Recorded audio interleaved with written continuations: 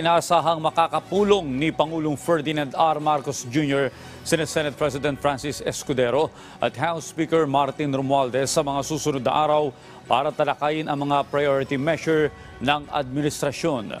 Ayon kay House Deputy Majority Leader for Communications, Erwin Tulfo, kasama sa mga mapag-uusapan sa pulong ay ang isinusulong na economic charter change ng administrasyon.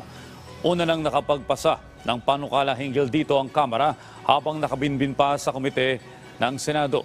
Giit ni Tulfo, sa dami ng investment deals ng administrasyon sa iba't ibang bansa, napapanahon na talaga para maamyendahan ang ilang economic provisions ng konstitusyon. Umaasa naman ang mga kongresista na tututukan na rin ito ng Senado, lalo pat suportado rin ito ni Pangulong Marcos Jr. I was advised na magkakaroon sila ng meeting yata, the President, the Senate President, and the Speaker of the House para isa sa mga agenda yung charter change na yan. So, I don't know kung where will they arrive, pero isa sa mga pag-uusapan priorities. And then, of course, yung mga coordination by Congress and the Senate sa other mga bills, lalo na yung mga priority bills ng Pangulo.